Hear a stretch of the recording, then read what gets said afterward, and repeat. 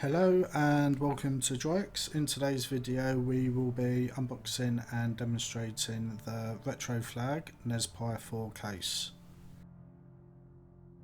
So first up, there's a warning to always remove the SD card when installing the Raspberry Pi. You can actually snap it in half, so do be careful. We have a USB Type-C charger. We'll include an adapter for your country if you need it. A user guide, so this contains all the information how to install it.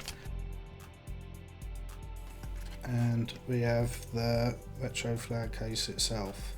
So on the front you've got the power and reset buttons.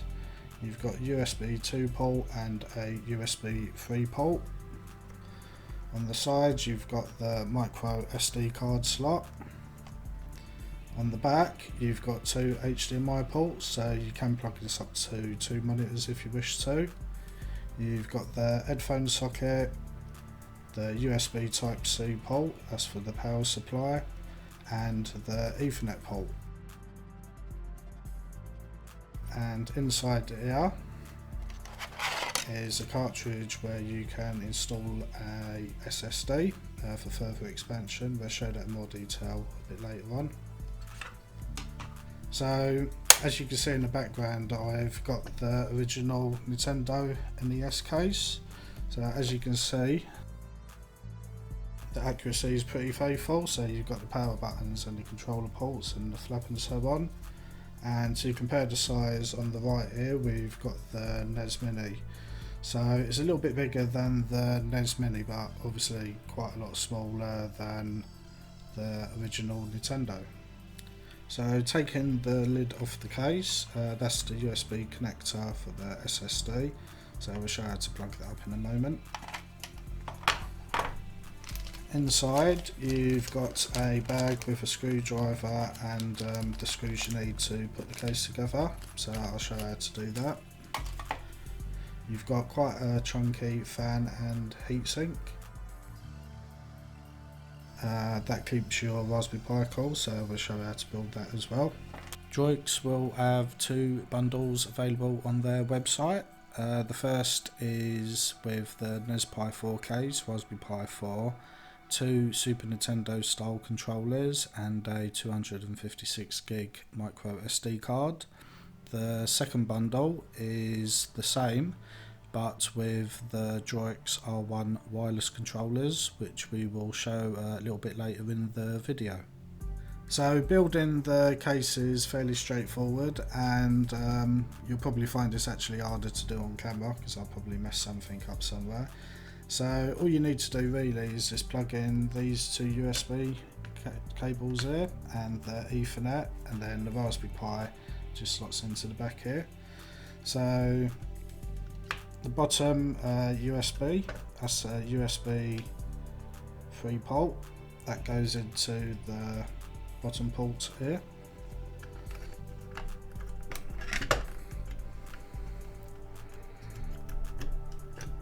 And the Ethernet port goes into the Ethernet there. And then what I find is the best thing to do is to put the board in there.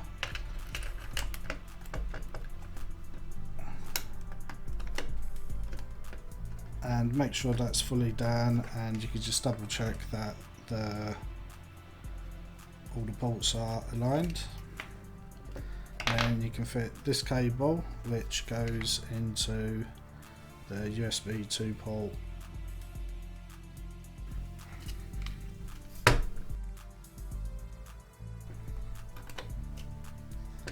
Once you have that done, you may want to check as well, so you've got the safe shutdown switch. If you want that enabled, just press that to the left. And next you want to add the power cable. So if you have a look on the cable, the red wire has a label on it, and this goes to the furthest pins on the right hand side. That simply pushes down. Just double check that you have put into the right pins. And next you've got the heatsink and fan, so that just simply plugs on top, and you can check that's in line as you'll see the screw holes. And this is a little bit fiddly. You need to plug the power cable into this board here. So if you have a look, there's two wires, red and black. Black goes to the top half and red to the bottom half. And as I said, it is a little bit fiddly, but you shouldn't have any major problems. And that just clicks into place. So everything's set up now, so you can start screwing all the screws in. So you have two black screws here, and they go into the heatsink.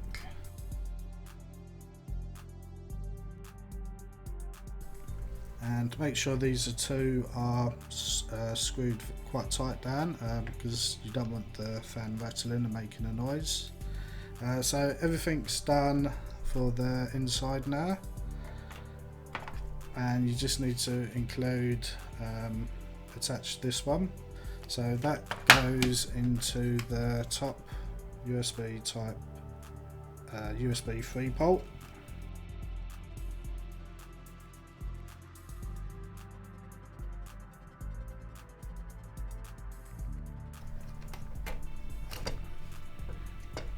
And that simply plugs in there, and you can put the case down ready to screw in. So on the bottom you've got 6 screws, 1, 2, 3, 4, 5, 6, and use these longer screws.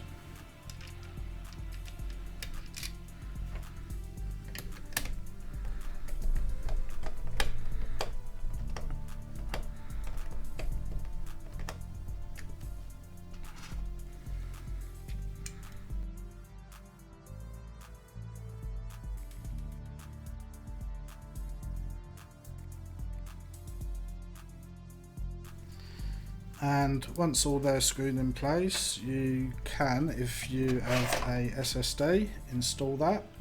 So this simply breaks apart.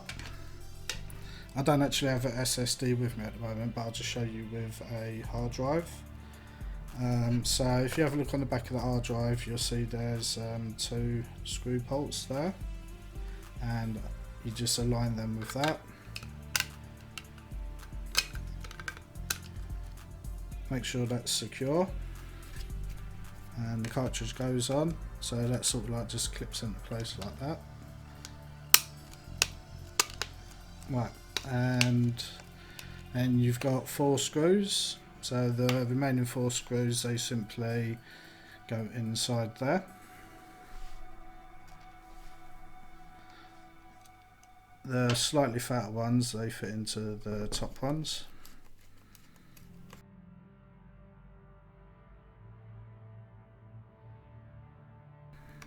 And once that's ready, you just simply insert that back inside, push it all the way in, make sure it's fully in, and you can close the lid. You can download RetroPi from retropi.org.uk and install and add your own game collection, or you can alternatively download pre-built images to install to your card. You will however need to find and download these yourself.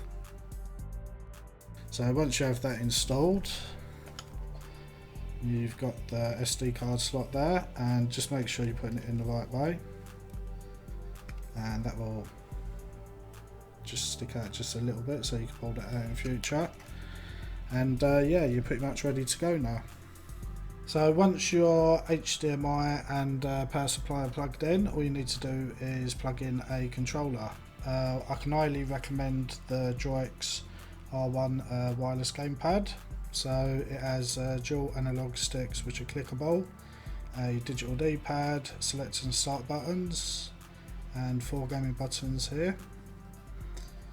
And on the back you got the left and right shoulder buttons and triggers. There's also a switch to change it between Xbox and PlayStation 3 controller. and to switch it on you simply press the middle button, and once the device is powered on that will synchronise. Once switched on, the Raspberry Pi will start to boot up. The first time this happens it may reboot a few times to resize the SD card, and it's nothing to worry about. The boot process usually takes around 40 seconds or so depending on the software you have installed. And once on the main screen you are ready to enjoy some retro gaming. The NESPi 4 comes with everything you need and is very easy to put together. The heatsink and the fan to keep the Raspberry Pi 4 cool is very good and does a great job with very little noise. The RETROFLAG NESPi 4 is a great case for the Raspberry Pi 4. The build quality is very good and looks authentic compared with the original NES design. The ability to swap out hard drives for different purposes, i.e. RetroPie and Raspbian, is a great idea. If you're looking for a Raspberry Pi 4 case in general or want a retro themed one, then the NESPi 4 case is an excellent choice and definitely worth considering. We hope you have enjoyed our overview of the RETROFLAG NESPi 4 case. You can find out more information in the product link or description below. If you have not already, don't forget to hit like and subscribe to keep up to date on new products, and we hope to see you in our next video.